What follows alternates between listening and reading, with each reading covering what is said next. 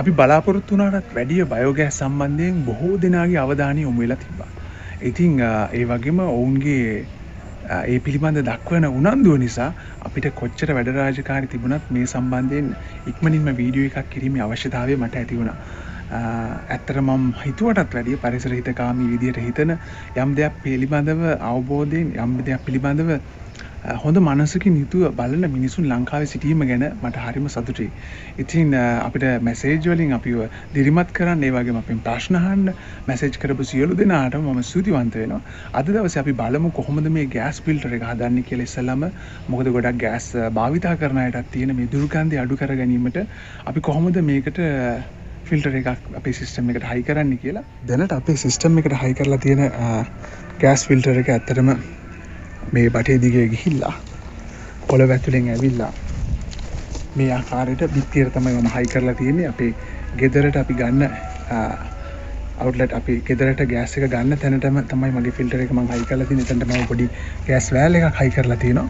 මේ ෆිටින් සම්බන්ධයෙන් මම වෙනම කියන්න කොහොමද ඒ ටික හදාගන්නේ කියලා. මොකද අපිට මේක සුද්ධ කරන්න අවුරුද්දකට සැරයක් හෝ මාස 6කට සැරයක් වගේ අපිට සුද්ධ කිරීමේ හැකියාවක් තියෙනවා නම් අපිට හොඳ ප්‍රතිඵලයකින් ලබා ගන්න පුළුවන්.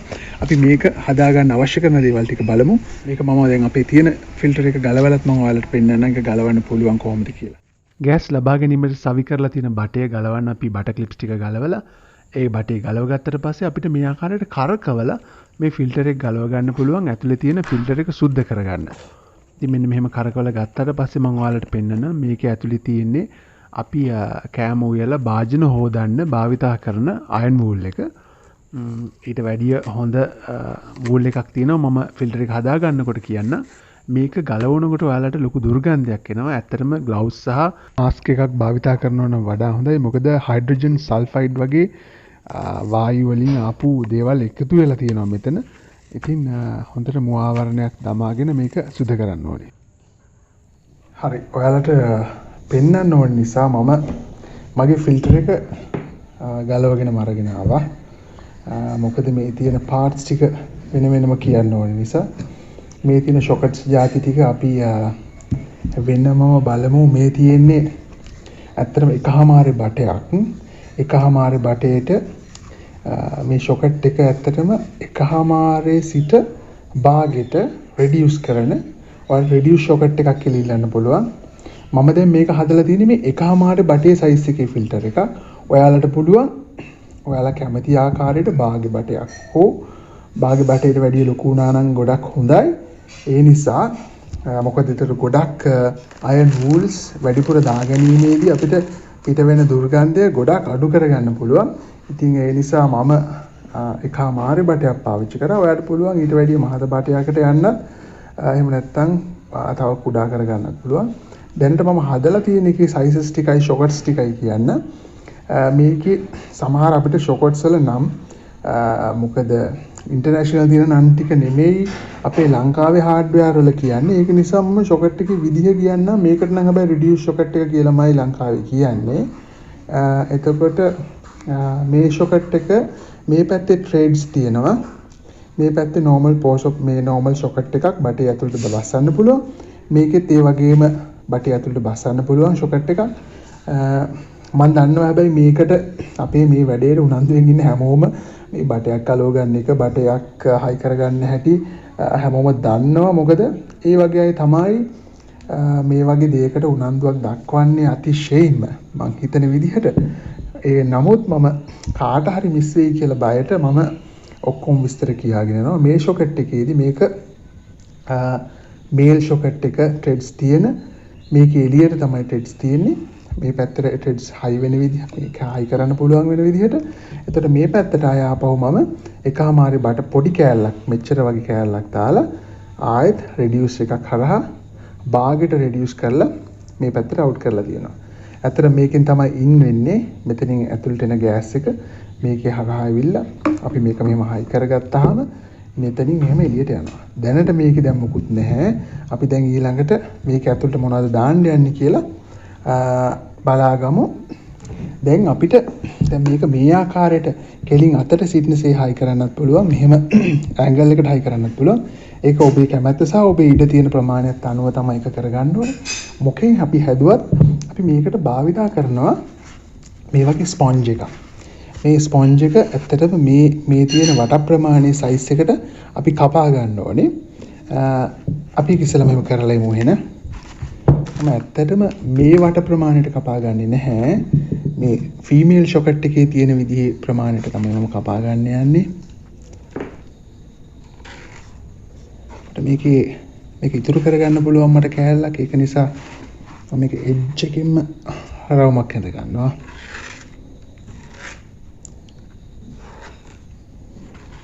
මේක අපිට කතුරක් ආධාරයෙන් ඉක්මනට කපා ගන්න පුළුවන්.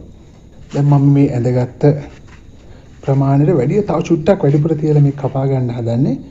මොකද වැඩිපුර තිබ්බට කමක් නැහැ. ඒක ටිකක් ඉත්ති අතර හොඳට තද වෙන හින්දා නිකන්වත් ගෑස් මේකෙන් පෙරෙන්නේ නැතුව එළියට යන්නේ නැහැ. ඒ වගේම මේකෙන් අපි බලාපොරොත්තු වෙනවා අපි දැන් ඊළඟට මේකට දානවා අයන් වූල් යකඩ කෙලි.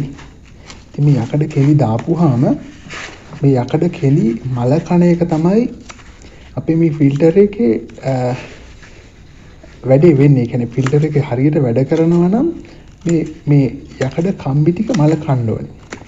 මලකඩ කෑමත් එක්ක තමයි අපිට මේ සල්ෆර් වගේ ගඳ ගන්න වායු ටික නවත්ත ගන්න පුළුවන්. මම මේ ආකාරයට කපාගෙන මේකේ අපිට පේන ඇති එන්ඩ් එක මේ පැත්තේ ගෑස් එන්න පටන් ගන්න තැනට මම මේක බස්සනවා.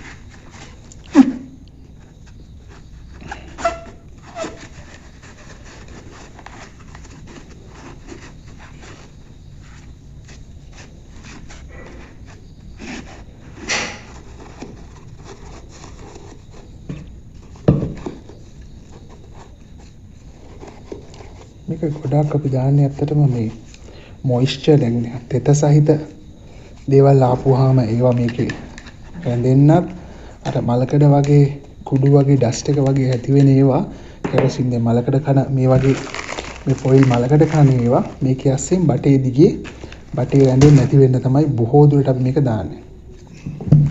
අපේ මේ බයෝගෑස් ජෙනරේටර් එකකින් නැත්නම් අපේ බයෝගෑස් බැරල් එකකින් එළියට එන ගෑස් එකේ අඩංගු වෙනවා හයිඩ්‍රජන් සල්ෆයිඩ්.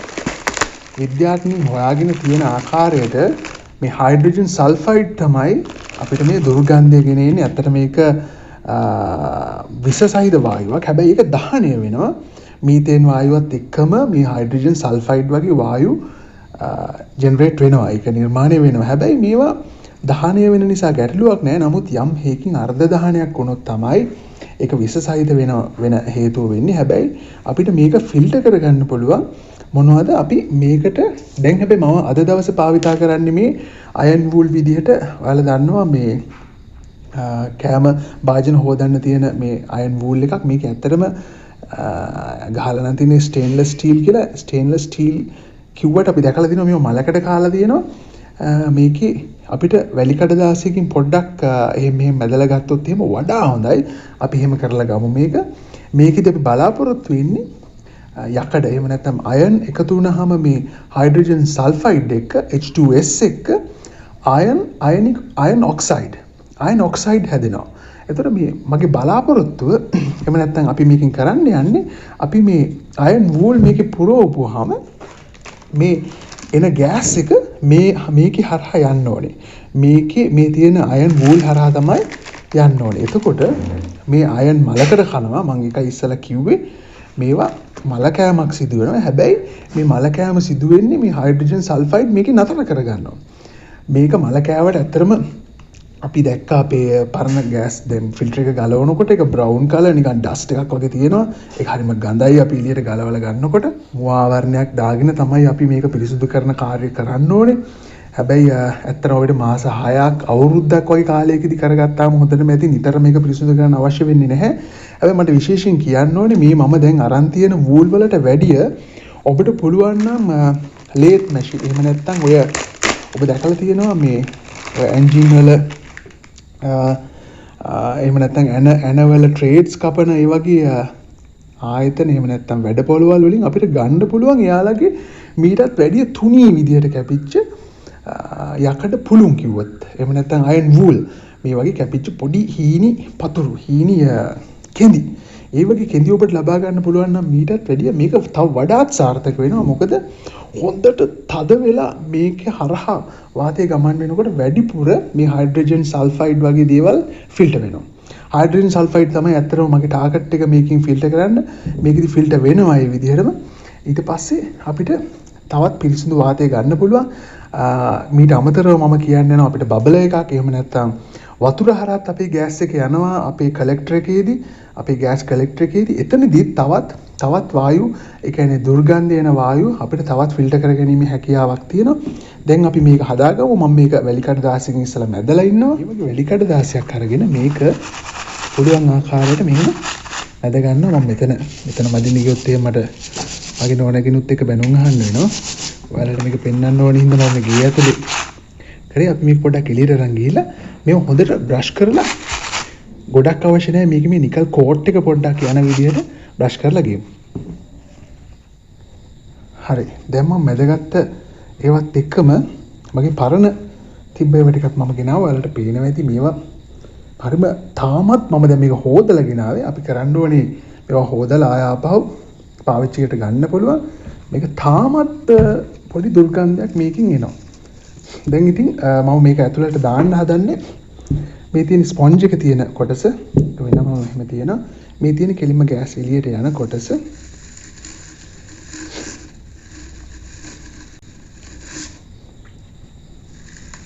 පුළුවන් තරම් මේක ටයිට් වෙන තරමට අපිට මේකෙන් එන දුර්ගන්ධය නැති කරගන්න පුළුවන්. ඔයාලට මම කිව්වා වගේ කලින් කිව්වා වගේ ඔයාලට පුළුවන් නම් ගන්න මේ කොහේ හරි යකඩ වැඩ කරන තැනකින් එයාලගේ වැඩපොළ වලින් ඉවත් කරන මොනවද යකඩ වූල් අයන් වූල්ස් ඔයාලට පුළුවන් හොඳ ප්‍රතිඵලයකින් ලබා ගන්න.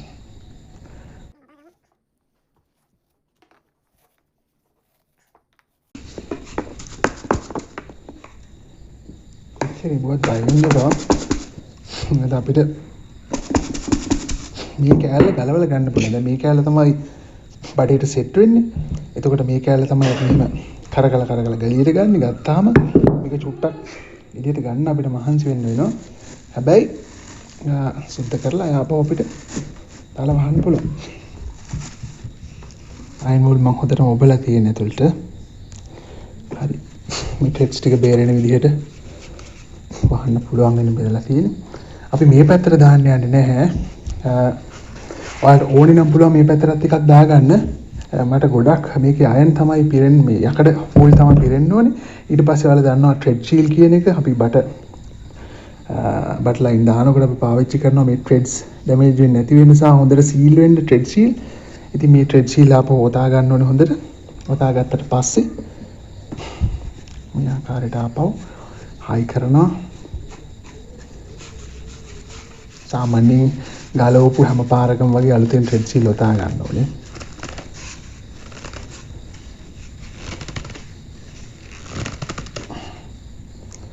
රයිට්. දැන් අපේ ෆිල්ටර් එක ලෑස්ති. අපිට දැන් මේක හයි කරගන්නයි තියෙන්නේ. පොඩි අයන් වූල් එක 85ක් වුණා. ඒ වගේම අර ලොකු එකක් තිබ්බේ ඒක ලොකු එක 110ක් වුණා. මෙහෙම වූල් ගන්නවට වැඩිය ඇත්තටම ගොඩක් හොඳ සහ ලාභදායී සහ ගොඩක්ම හොඳ තමයි යකඩ ලියවන පට්ටල් වල ඇත්තටම හොඳ අයන් වූල් වලට ලබා ගන්න පුළුවන් හොඳ යකඩම අයන් වූල්. ඒක ගන්න පුළුවන් නම් තවත් හොඳයි.